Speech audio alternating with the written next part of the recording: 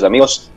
Vamos con más información, que es lo que espera la gente. Claro que sí. Andrés, se está cortando un poquito tu audio, no sé si es la conexión de internet, pero bueno, se te escucha un poquito entrecortado, pero se te escucha, así es que pues como tú dices, vamos a darle a esta mañana con toda la información, con todos los temas que hemos preparado. 9:08, amigos, vamos entonces con el pajarito azul, a ver qué pasa en las redes sociales, qué se dice, qué se denuncia. Cuéntenos usted también a través del Facebook, a través de el YouTube, porque esta mañana estamos con ustedes en 7F Plus, la otra política. ¿Qué dice Larry?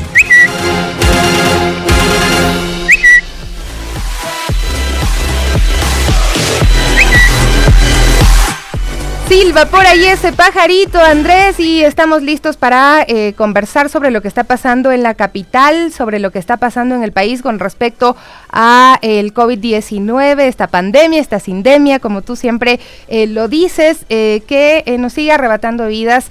De verdad que yo estoy consternada. Este fin de semana 2 personas han fallecido por esta enfermedad, 2 personas que yo conozco y que aprecio muchísimo, a su familia, y son pérdidas realmente fuertes, son pérdidas muy importantes para las familias, son pérdidas para la sociedad que se queda sin estos seres humanos que se dedicaban a distintas labores, que luchaban en distintos ámbitos, que eran buenas personas, y eso es muy doloroso, porque además es algo que nos está pasando porque nosotros mismos pues estamos desafiando un poco a la suerte, al destino, y esto no debería ser así. El municipio de Quito durante este fin de semana alertó que estamos en umbral de alerta naranja, valga la redundancia. Hacemos un llamado a la ciudadanía para que complete su esquema de vacunación en los diferentes puntos del Distrito Metropolitano de Quito, respetemos el distanciamiento social, usemos mascarilla y lavemos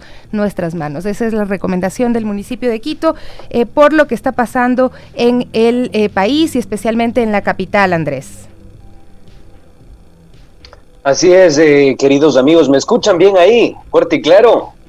Mejor, sí, Andrés, sigue. Mucho mejor. Listo, les decía que así es, preocupante la situación acá en la capital de los ecuatorianos y a nivel nacional. Hay una ola de COVID que de alguna forma ha puesto a correr a las autoridades, y sobre todo me parece a mí que hay que afianzar esos protocolos de bioseguridad.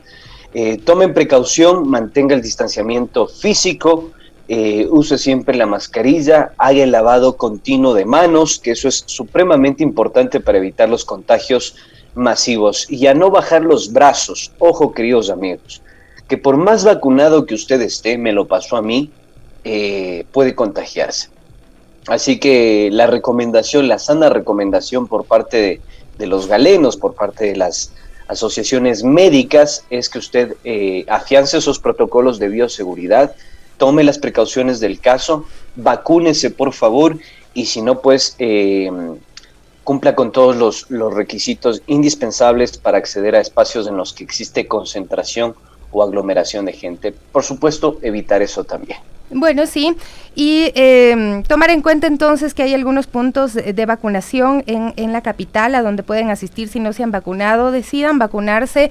Esto se lo pedimos, y no creo que como una imposición, sino como una corresponsabilidad para que podamos salir adelante de esta pandemia, esta sindemia que nos tiene muy afectados desde muchos ámbitos, por su salud, por la salud de sus seres queridos. Hay puntos fijos de vacunación en el Centro Deportivo Iñaquito, en el Coliseo de Calderón, en el Coliseo de la Universidad Central, en el Centro Comercial Quicentro Sur, en el Centro Comercial El Condado, en el Centro Comercial El Recreo, en el Mercado Mayorista, Centro de Salud número 1.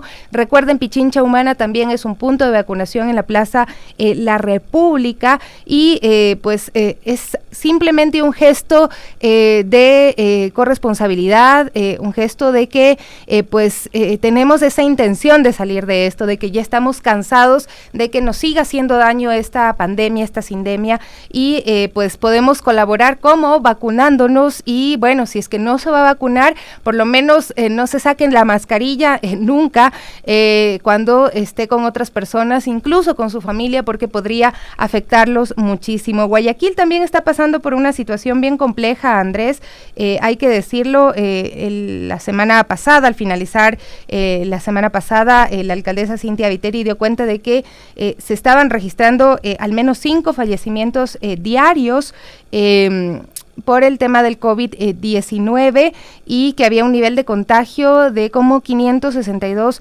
casos diarios, esto solamente en la ciudad de Guayaquil, que había 111 pacientes en unidades de cuidados intensivos, es decir, que están al borde de la muerte lastimosamente. Así es que bueno, esas son razones pues para hablar de la necesidad de incrementar las medidas de bioseguridad.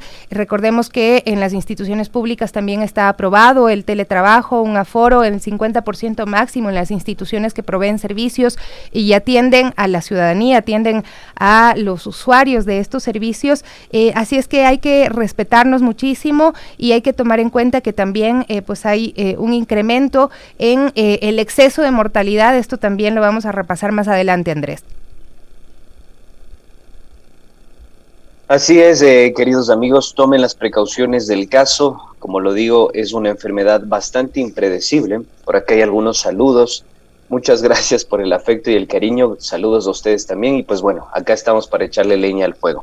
Tú dime, Sofi, ¿con qué más vamos? Tengo entendido que el pajarito azul no ha parado de trabajar este fin de semana y que tenemos mucho material para comentar con nuestros queridos oyentes. Bueno, sí, esta primera parte queremos repasar algunas denuncias, por eso les decimos también, amigos, escríbanos, envíennos sus inquietudes y vamos a saludar a quienes están hoy con nosotros también esta mañana. Muchísimas gracias. Raúl Zacoto, como siempre, reportándose, nos dice: en la victoria de Portet, en Tarqui, en Azuay, falleció una señora que era conocida mía, bueno, tenía 101 años la señora, llevó con dignidad su diabetes durante años y tenía las 2 vacunas, pero alguien llevó a su casa el virus, dice, y la señora falleció. Bueno, sin duda estamos hablando de un caso también muy particular, una persona que tenía ya una edad avanzada, pero también hay personas muy jovencitas que están falleciendo por el tema del COVID. Nos dicen: buenos días, por favor, en la Villaflora, ¿en qué parte exactamente están tomando las pruebas PCR del Consejo Provincial?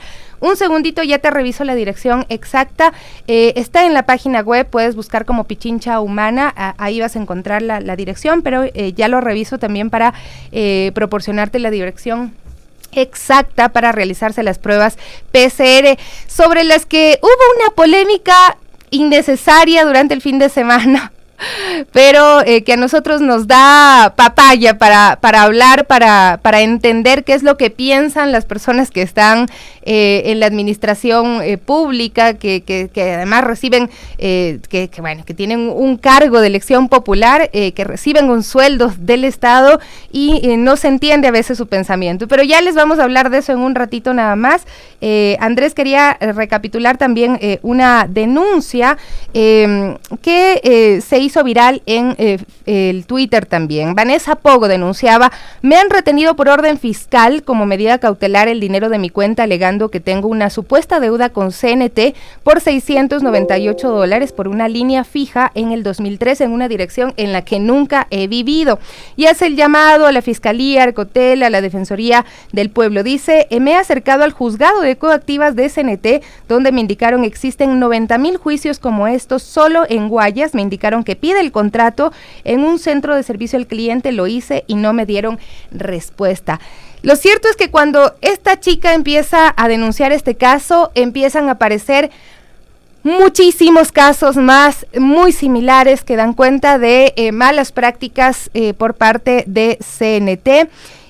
tanto en lo que tiene que ver con la telefonía fija como la telefonía celular. Y esto nos ha llamado la atención. No sabemos si a usted de pronto le pasó un caso similar, pero sí leímos muchísimas otras personas denunciando también esto, y sí llama la atención que esté ocurriendo. Hay quienes piden que se investigue más a profundidad, que se dé respuesta con estos abusos hacia la ciudadanía, porque sin que se entere la persona, llega un momento en el que recibe una orden judicial y el bloqueo de los fondos que tenga en su cuenta.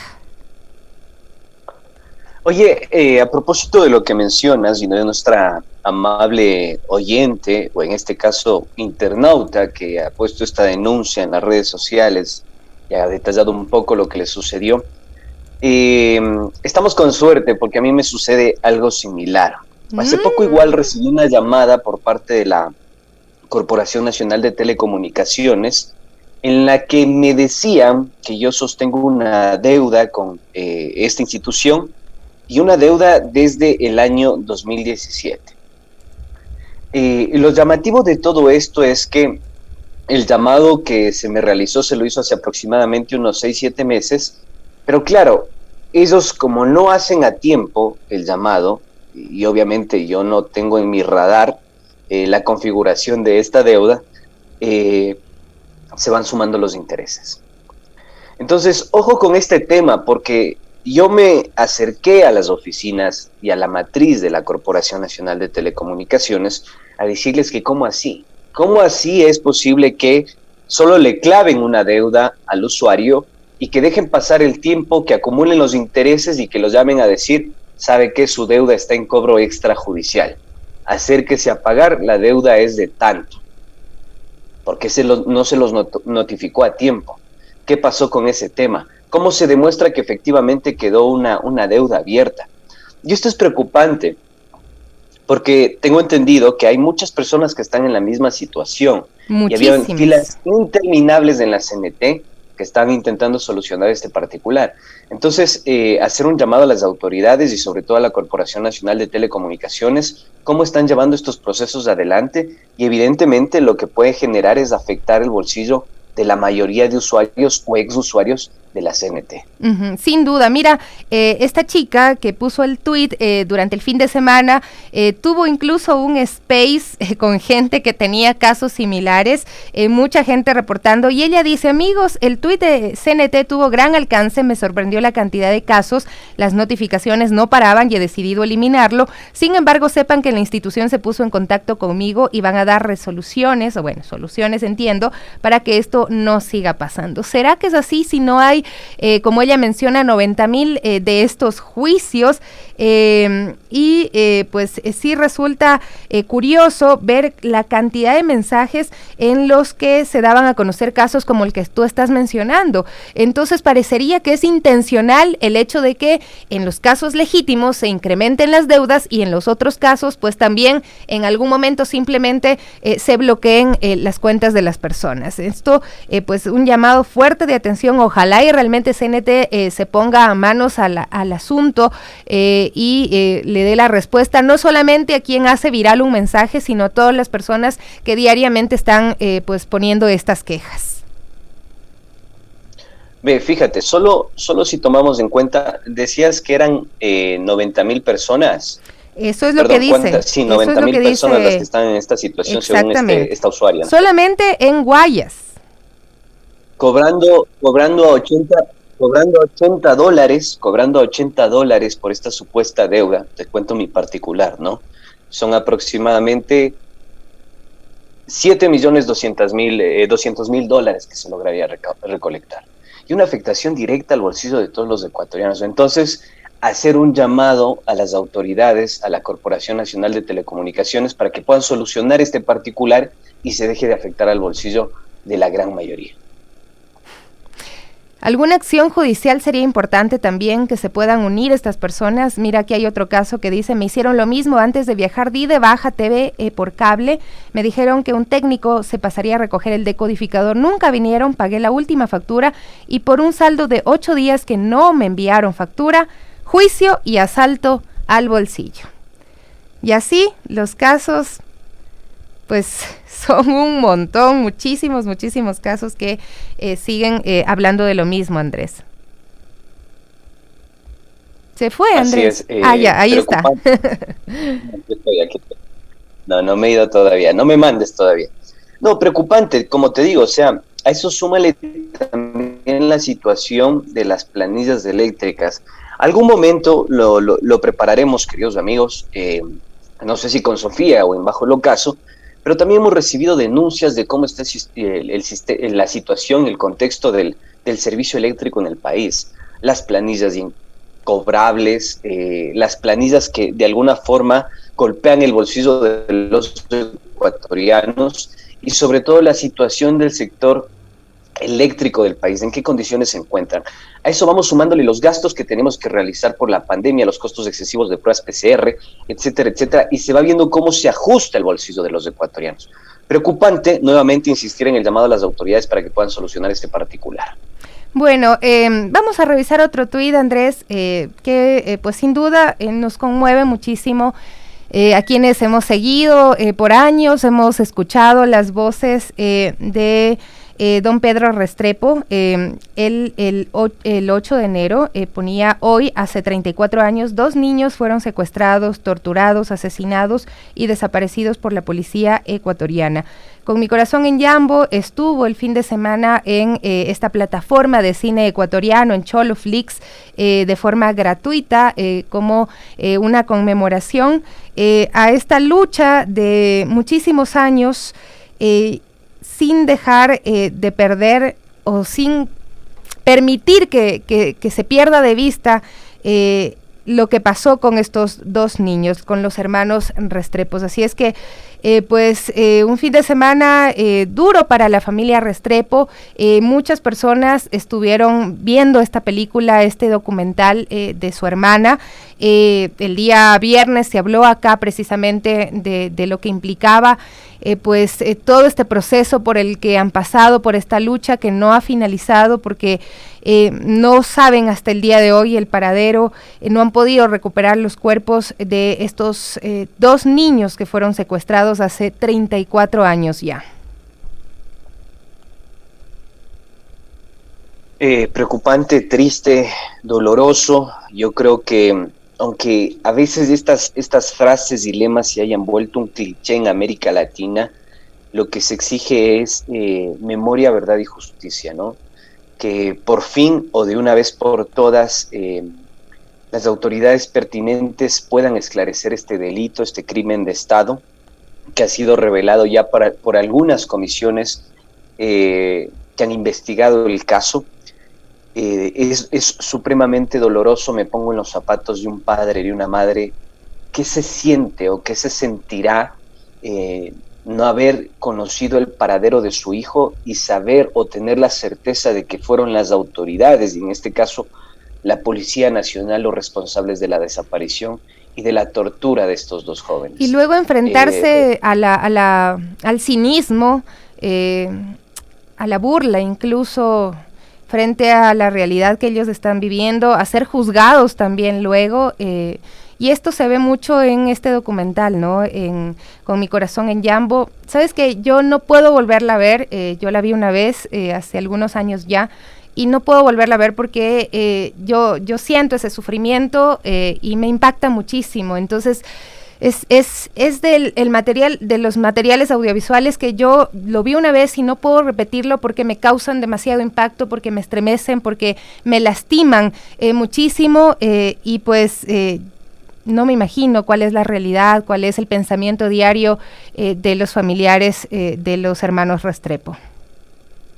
Así es doloroso, es muy conmovedora la historia de la familia Restrepo, un caso terrible que queda en los anales de la memoria, la verdad y la justicia de este país.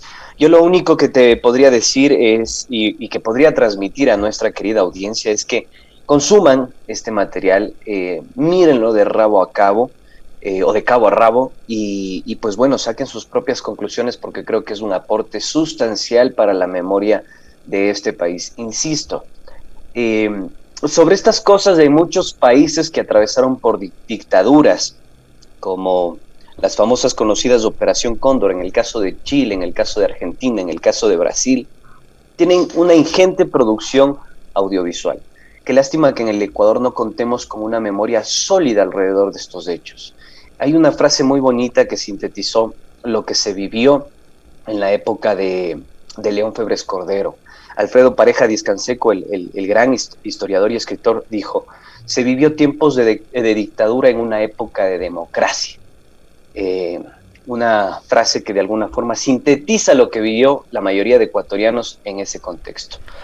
Mira, así que bueno, aquí hay algo muy bonito que Nicolás Reyes, un psicólogo que trabaja en la defensa de los niños, niñas y adolescentes, escribió al respecto, y solamente voy a leer un párrafo. Dice: la edad de los desaparecidos. Homenaje a la familia Restrepo. Tengo la edad de los desaparecidos, crecí mirando sus rostros de tinta sobre muros, periódicos y carteles. Antes de aprender a hablar, también yo me preguntaba ¿dónde están los niños? Leones mal disfrazados de corderos quisieron borrar sus garras con agua y con silencio, quisieron borrar carteles con secretos de Estado mezclados con el humo de cuarteles. Pero un hombre con sombrero y una mujer de sombras luminosas marcaron cada año, cada semana, cada día, la hora exacta de la memoria que se ubica entre catedrales y balcones. Tengo la edad de los desaparecidos y quisiera trasvasar en el cielo el agua de las lagunas, el tiempo de la tierra, el reflejo de los espejos, hasta encontrar las llaves extraviadas. Todo por los niños hasta la vida. Me pareció muy bonito, muy profundo, y creo que es lo que uno siente cuando retoma, cuando revisa la historia y regresa la mirada hacia esta historia. Oye, y a propósito de lo que mencionas y lo que acabas de citar, Sofía y queridos amigos, uno dice sí, efectivamente, padre Restrepo, Pedro Restrepo en este caso, es un luchador incansable, ¿no? Y yo no sé hasta qué punto él asumió una responsabilidad enorme de llevar sobre sus hombros y sobre su espalda la memoria de todo un país. Fíjate, comienza obviamente luchando por sus hijos, sus amados hijos, pero termina cargando el peso de un momento, una coyuntura y un contexto político y jurídico de este país. Y me parece que eso es extremadamente importante. ¿Por qué razón? Porque nos permite de alguna forma entender que hay que luchar por alcanzar esos objetivos, que son colectivos, que son comunes, y en este caso la verdad, la memoria y la justicia. Verdad que fue estropeada, escondida, justicia que no existió para ellos, y memoria que es algo que de lo que adolece este país constantemente. Entonces, supremamente interesante poder plantearlo así, que la gente comprenda lo que se vivía en ese tiempo, y que lamentablemente no tenemos resultados por parte del Estado hasta este momento. Entonces, yo lo que te diría es hacer un llamado a la ciudadanía para que tome en consideración esto, consuma este documental, mírelo detenidamente, empápese de esta situación, y pues bueno, memoria sobre cualquier cosa. Sí, sobre todo porque bueno, el fin de semana, al tiempo que fue tendencia esta historia, esta memoria de los hermanos Restrepos, también fue tendencia el nombre de León Febres Cordero, pero en este documental pues ellos plantean también el silencio que tuvieron de los gobiernos que vinieron y la complicidad también desde pues las altas esferas de la policía. Hacemos una pequeña pausa, amigos y amigas, en 7F Plus, La Otra Política, son las 9:30. Enseguida volvemos con el que sabe, y vamos a conversar de un tema que también pues dio muchísimo que hablar este fin de semana. Volvemos en un momento. 7F Plus, La Otra Política.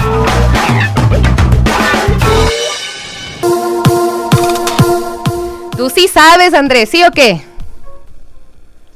No, hacemos el intento en tal caso. Bueno, yo pensé que los días en aislamiento te habían hecho reflexionar. Bueno. El día de hoy... ¿Cómo? Me hicieron ver el túnel. No nos digas de eso, por favor.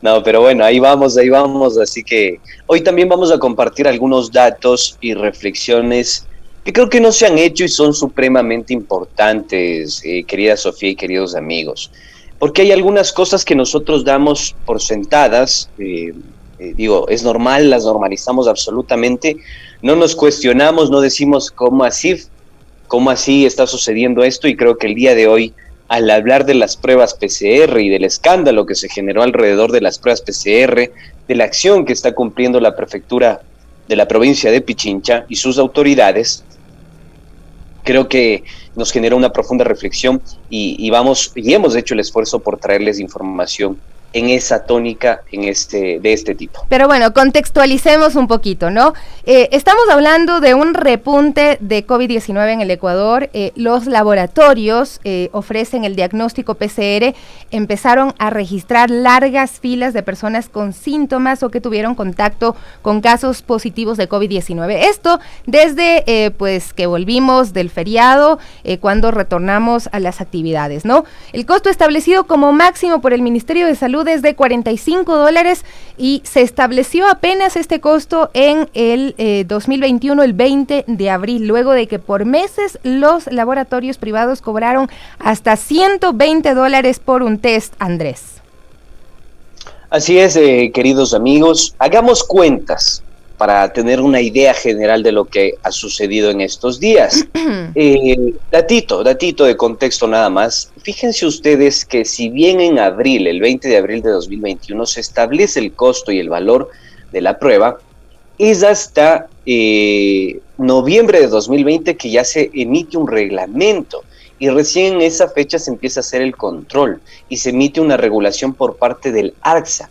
Esto es supremamente interesante porque todo ese tiempo no hubo un reglamento y una resolución que de alguna forma normalice el comportamiento de las pruebas PCR o del usufructo de los laboratorios, centros de investigación y universidades para realizar las pruebas PCR. Hagamos cuentas. Si en un día estuvieron unas 300 personas en un laboratorio privado, esto significa que recaudaron $13,500 en un solo día, tomando en cuenta que el costo es de $45. Se entiende que sus ganancias de sus ganancias se debe restar el costo de las pruebas. ¿Ustedes dimensionan la cantidad de ingresos que generó, digamos, realizar las pruebas PCRs? Más adelante les vamos a dar algunos datos para que usted tenga certezas. Así es, porque el costo de estas pruebas al por mayor en 2020, en el pico más alto de la pandemia, pues era de $18 al por mayor. No hay muchos datos, no podemos saber exactamente cuánto les cuesta a los laboratorios pues tener estas pruebas y procesarlas, pero está claro que la ganancia es muy amplia, muy grande, porque si estaban cobrando $120 y tuvieron que ajustarse a los 45 y los 45 ya son rentables, significa que, bueno, las ganancias realmente son jugosas. En todo caso, el testeo es indispensable para mantener un control de casos de COVID-19 y evitar los contagios masivos con personas asintomáticas o las que creen que tienen gripe y van a trabajar. En ciertos sitios se ha vuelto indispensable incluso mostrar un resultado negativo de esta prueba para acceder a sus instalaciones, Andrés. O sea, no podemos negar que el testeo es muy importante, lo haga el público, lo haga el privado, pero hay que reconocer que hubo pues muchas ganancias importantes para algunos laboratorios. Así es, póngale atención y mucho cuidado, queridos amigos, porque en Ecuador se están haciendo unas 4,500 pruebas diarias según el Ministerio de Salud. Y se está registrando una positividad del 38% que va en ascenso. Así que mucho cuidado con este dato.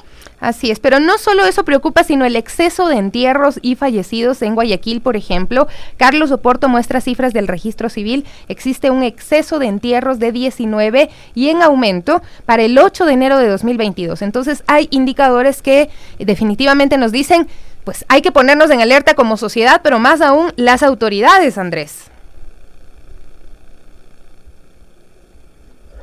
Así es, ¿por qué razón deberían ponerse en alerta las autoridades? ¿No es cierto? Esto es importante que lo tomen en cuenta, ¿no? El número de muertos ha crecido, tenemos los datos que Carlos Oporto facilitó comparándolo con el registro civil, pero hay algo que yo quisiera mencionarte, querida Sofía y queridos amigos. Póngale atención. Échele. porque esto no se lo ha mencionado en los medios de comunicación. Verán, hace poco se emitió un reglamento, una resolución por parte del ARSI, del Ministerio de Salud Pública, en el que se consideró a 130 laboratorios, universidades y hospitales a nivel nacional acreditados por la autoridad para realizar pruebas PCR. 130, ¿ya? De estos 130, 16 puntos apenas son públicos. 16 puntos son públicos, entre laboratorios, universidades y hospitales.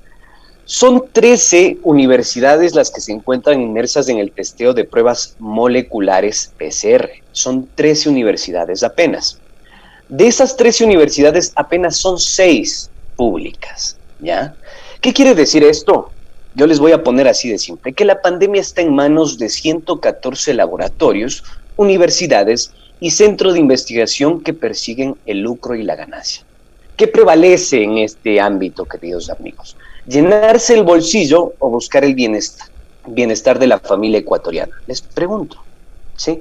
Les pregunto, porque ¿saben qué es lo más preocupante?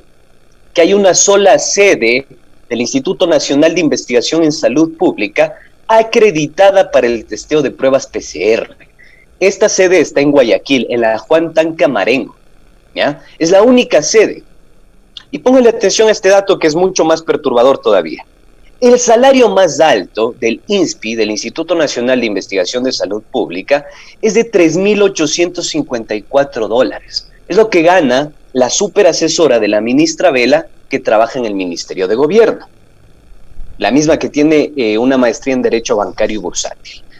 El equivalente al salario de esta asesora poco capacitada es el que gana la directora del INSPI. Ahí empezamos a ver nosotros cuáles son las prioridades del gobierno nacional. Y es supremamente importante que usted lo tome en consideración, ¿sí? Porque hay otro dato que es mucho más preocupante, y con esto ya revelamos absolutamente cuáles son las prioridades del gobierno nacional. Póngale atención y cuidado. Lo que gasta el INSPI en salarios, según sus reportes oficiales, es el equivalente al salario de un año de los 7 asesores de la ministra de Gobierno, Alexandra Vela.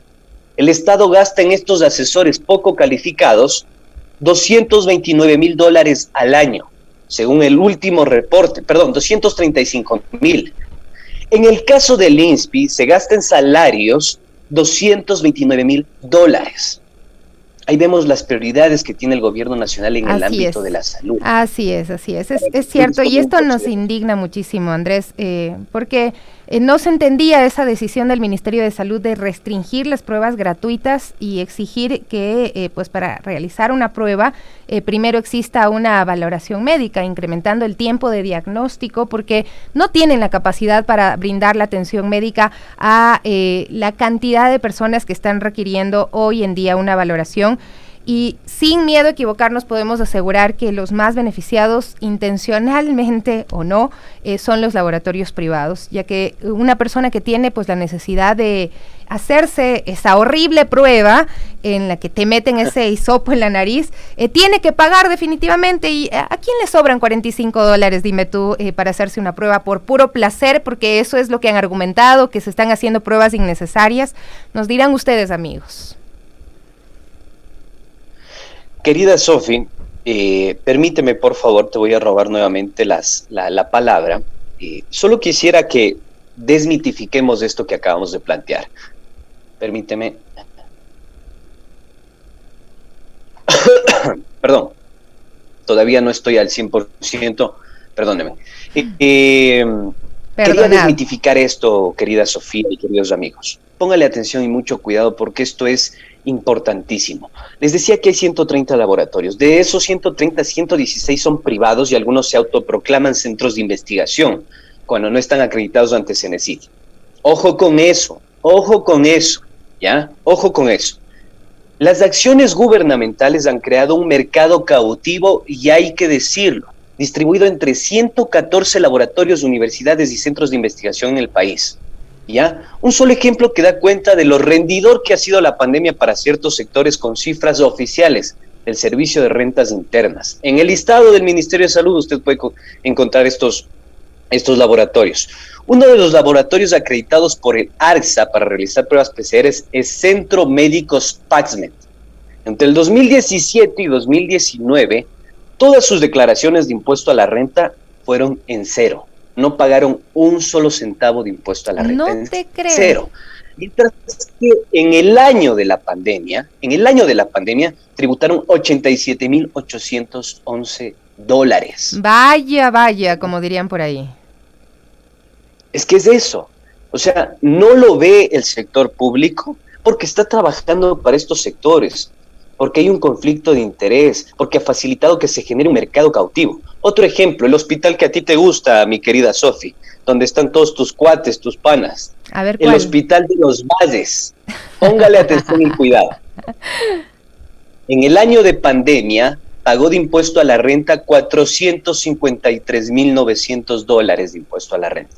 La mayor declaración de los últimos 6 años. Wow. En 2021 rompió récord, además, porque sacó de la economía nacional $340,040, el más alto, el rubro más alto de su historia como hospital. En pandemia sacó $177,720. Y uno de los accionistas de este hospital es la Universidad San Francisco de Quito, que pertenece a qué canciller, sí, al mismo, al señor Santiago Gangotena, que premió al presidente de la República. Así se manejan las cosas en esta patria. Y si quieres te doy el último. A ver, por favor, de una vez. Ya, con esto ya cierro el kiosco y me callo.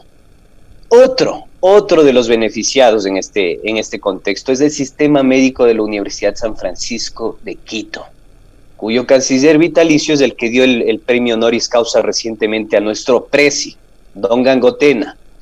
Este sistema cayó en desgracia en el año de pandemia porque declaró en cero, no pagó un solo centavo. Lo raro es que en 2019 pagó de impuesto a la renta $109,700.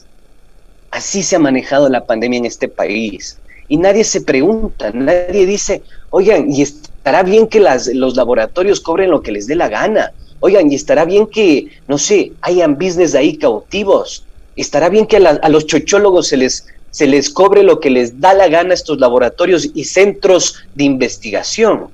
Nadie se ha preguntado. Fíjense el paper que publicó recientemente la CEPAL. Dice absolutamente clara las cosas. ¿Qué dijo?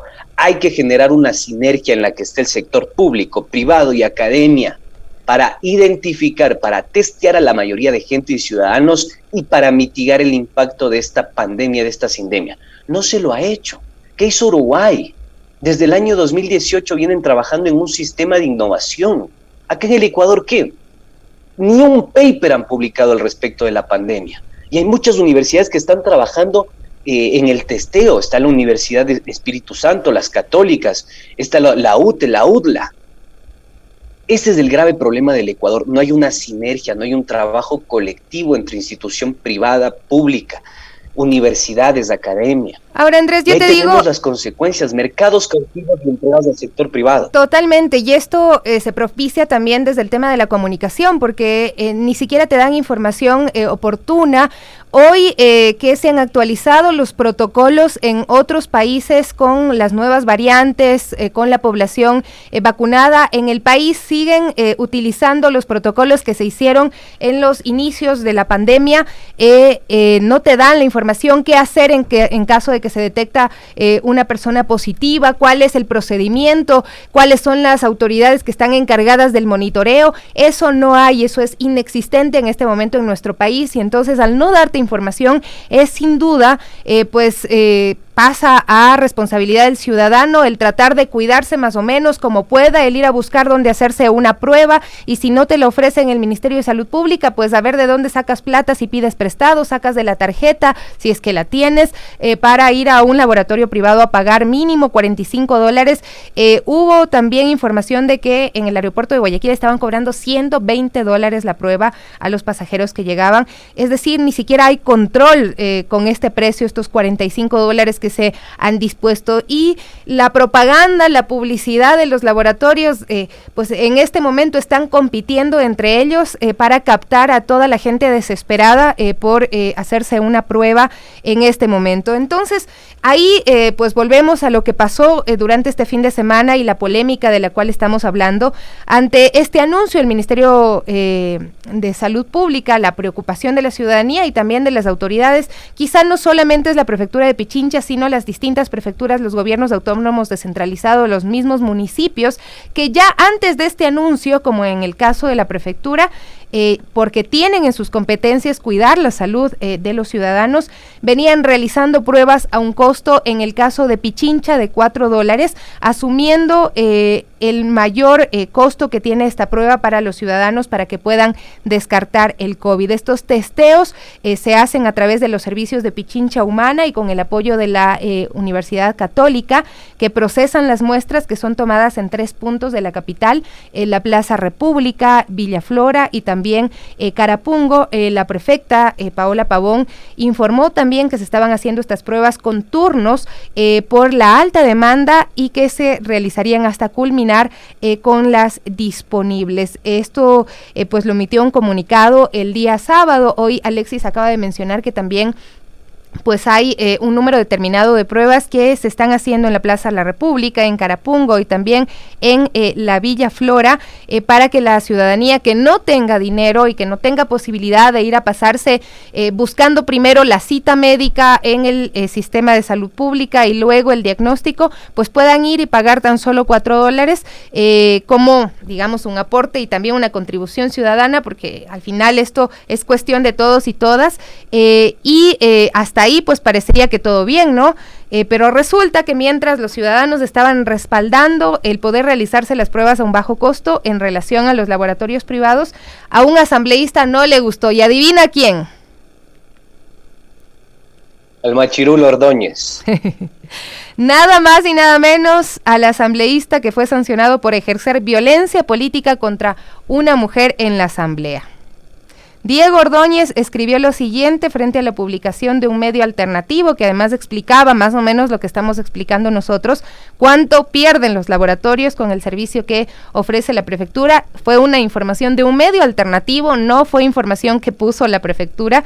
Y dice Diego Ordóñez: exacto, viveza politiquera de la prefecta, compara el precio privado con el que está cobrando, pero falta que rinda cuentas de cuánto asume con presupuesto de dinero público, y así hace obra social con plata ajena. Imagínate esta reflexión en torno a un servicio público, a un tema de salud pública que está siendo asumido, que es parte de las competencias de un gobierno autónomo descentralizado. Es que es eso, Sofi. O sea, yo alguna vez, mejor dicho, después de lo que sucedió la anterior semana por producto de esto, escuché algunos comentarios de algunas feministas liberales, que decían: nosotros le pagamos a usted, nosotros somos sus mandantes. Eso es una irrealidad, o sea, es una falsedad absoluta. Hay que entender que cada persona que está en un puesto público, y más de uno de autoridad política, representa y expresa un interés. En este caso, el señor Diego Ordóñez representa y expresa el interés del presidente de la República y del canciller Juan Carlos Holguín, que es socio directo del portal de los Pelagatos, ¿ya? Y es también importante decir que así como cuestiona la actividad de instituciones que están preocupadas por la salud pública, debería cuestionar el accionar del gobierno nacional, pero no lo va a hacer porque expresa el interés de Guillermo Lasso. Y eso es importante que lo tengan bastante en claro, queridos amigos. Exigirle a las autoridades devotas del gobierno nacional que fiscalicen el accionar gubernamental es irreal, es falso. Ya les dábamos las cifras del Instituto Nacional de Investigación en Salud Pública, una institución completamente abandonada, y alguien se preocupa por eso. En plena pandemia, ¿no? En plena pandemia, que es lo peor. Y te voy a dar algunos datos para que ustedes, queridos amigos, identifiquen a este actor, el señor Machirulo Ordóñez. Hay que decirle por el nombre, es un machirulo, ¿sí? Entonces el señor Ordóñez lo que ha hecho y lo que ha facilitado en este tiempo es expresar los intereses a los cuales él representa, ¿sí? Asociado directamente con la familia Roldán. Pregunten qué institución gerenció. La institución Vicuña, que pertenece a quién o quién fue su gerente, el señor Cobo Roldán, hermano de Cristóbal Roldán, embajador ¿de dónde? De el Ecuador en España en el gobierno del señor Lenín Moreno. Esas cosas hay que tenerlas bastante claras. ¿Con quién más está relacionado? Está relacionado con el portal de los 4 Pelagatos, fue su fundador. ¿Con quién más se relaciona el portal de los 4 Pelagatos? Con el señor Juan Carlos Holguín. Y todo parece que gira ahí, y todos los caminos conducen a Roma. Y el señor expresa ese interés. Entonces, cuando ve la posibilidad de que hay una luz para el pueblo ecuatoriano, un túnel, una salida para el pueblo ecuatoriano, donde se pueda garantizar la salud pública, obviamente como esta gente piensa en el bolsillo, antes del bienestar colectivo, va a tener estas muestras que son concretas y claras. Oye, este tuit a mí sí me parece de todos modos importante, que ha generado el repudio de una gran mayoría de las personas que interactúan en la red social. Si tú te pones a ver los comentarios, las respuestas, la gente no entiende cómo un asambleísta puede ser tan sesgado y asumir una posición tan poco reflexiva y tan llena de odio en un momento en el que hay que juntar esfuerzos, hay una necesidad de sumar esfuerzos para evitar el avance del virus en el Ecuador, pero lo que más le llama la atención a los internautas es que es un asambleísta que cobra un sueldo mes a mes del Estado y que es de la bancada de Creo, que defiende esta bancada como el mayor logro del gobierno, la vacunación de la población pagada con dinero público, o sea, obra social, según diría él, ¿no? Y no puede diferenciar entre obra social y política pública. Esto sí llama la atención. Hay muchos mensajes respondiendo a esta falta de criterio del asambleísta, pero quisiera que veamos, por ejemplo, el de Andrea Gómez Ayora, que es una doctora epidemióloga. Dice: lamentable que sean palabras de un asambleísta. Necesitamos que se incremente el diagnóstico y cortar la cadena de transmisión. Lucraron con la pandemia y hay quienes lo siguen haciendo. Es la respuesta que ella da como especialista desde el ámbito médico, más allá y saliéndose de todo sombra de política, ¿no? No creo que el asambleísta Ordóñez haya leído algún estudio o recomendación de organizaciones internacionales sobre el impacto del COVID-19 y la política pública que debería aplicarse, Andrés, pero por ejemplo, si nos referimos a una fuente que seguramente le gusta al asambleísta Ordóñez, el BID, en una publicación, La política pública frente a recomendaciones para América Latina y el Caribe, establece como objetivos para pensar en política pública: salvar vidas, proteger a las personas que tienen la menor capacidad de sobrellevar una caída de ingresos, compensar a los trabajadores o las empresas que han sido más afectados por la contracción económica, reducir los riesgos económicos sistémicos y los posibles efectos económicos a largo plazo. Y para salvar vidas hay que vacunar, sí, pero también hay que aplicar pruebas para prevenir contagios, ofrecer atención médica oportuna y abastecer de medicinas también a los hospitales. ¿Esto se ha hecho, Andrés? No es lo que hemos visto precisamente. No, Sofi, es que es esto, o sea, nosotros lo hemos denunciado ya más de un año. Es la necropolítica, es la gestión de la muerte. Ese es el principal objetivo de estos grupos políticos que lo que piensan es en la acumulación de la riqueza y no en el bienestar común de toda la ciudadanía. Yo solo quiero decirte algo más que a mí me parece importante e interesante. Datos de la CEPAL, de la Comisión Económica para América Latina, para que vean que acá no nos inventamos, no somos cuenteros y no tenemos ese interés. Al contrario, tratamos de informarnos para suministrar la mejor calidad de información a todos ustedes. ¿Qué pasó en el año 2020? La CEPAL hizo un estudio en el que establece cuál es el aporte de la biotecnología médica y la bioeconomía durante el auge del COVID-19 en países como Colombia, Costa Rica y Uruguay. E identificó algunas cosas. Primero, identificó las capacidades técnicas. Después, los recursos disponibles, los métodos de diagnóstico, el equipamiento biomédico para la COVID-19, Ecuador ni siquiera entró en el listado para poder ser diagnosticado en qué condiciones está su institucionalidad. En este caso, de estos 3 países que les cito, se demostró que lo más importante... ¿Nos están saboteando?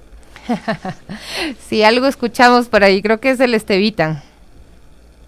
Se demostró, en este estudio se demostró que lo más importante para enfrentar esta crisis era la innovación y el desarrollo productivo. La bioeconomía se conoce. Con estos elementos realmente se constituyó una sinergia en el caso de Uruguay para poder asistir a la mayoría de la población. Y eso creo que es fundamental discutirlo en este país. Hoy no, hoy lo que tenemos son institutos que están encargados de la investigación en salud pública, que no cuentan con partidas presupuestarias, que no cuentan con recursos, que se le paga más a los asesores del Ministerio de Gobierno que no hacen su trabajo, por eso los índices de inseguridad, o que se facilita más el business y el negocio a los laboratorios privados, por eso su crecimiento exponencial en ganancias. Entonces, fíjense lo distorsionada que está nuestra realidad en un contexto en el que más sensatez necesita el país y sobre todo mayor aporte de la ciencia, la tecnología y la innovación. Necesitamos, esto es crucial. Y bueno, se nos acabó el tiempo, pero sí nos queda esta pregunta, el tratar de entender si es que los asambleístas tienen que defender a la población o los intereses de algunos sectores, ¿no? Y además, bueno, yo digo, el odio termina nublando el pensamiento, afectando el cerebro a algunas personas y descartan ver lo que es indispensable, y es que las distintas autoridades, desde los gobiernos autónomos descentralizados, provinciales o municipales, tienen también esa corresponsabilidad de seguir luchando contra la pandemia. Y una de las cosas que es indiscutible, que es necesario, es la aplicación masiva de estas pruebas, además a bajo costo, para que la población pueda tener acceso y para poder así cerrar esas cadenas de contagio. Ustedes dirán, amigos, ustedes tienen las conclusiones, nosotros ya nos tenemos que ir, pero se quedan en Radio Pichincha con nuestra programación regular. Viene Pichincha Rima y de inmediato. Queridos amigos, un gusto poder compartir con todos ustedes. Solo me despido con este saludito que nos hacen por acá. Meli nos dice: mi hermano fue esta mañana a Pichincha Humana en Carapungo, todo fue ordenado y rápido y ya le hicieron la prueba PCR y solo pagó los $4. Para él hubiera sido imposible pagar lo que cobran los laboratorios privados. Para que usted nada más saque sus conclusiones. Un abrazo fuerte, nos vemos el día de mañana. See you later. Solamente déjame dar un pequeño datito, porque me habían mandado la dirección que se me acaba de perder en este momento, en la Villaflora, Maldonado y Alonso de Ángulo. Vayan, si es que pueden hacerse las pruebas, vamos a prevenir y a seguir cuidándonos muchísimo. Un abrazo para todos ustedes, hasta pronto.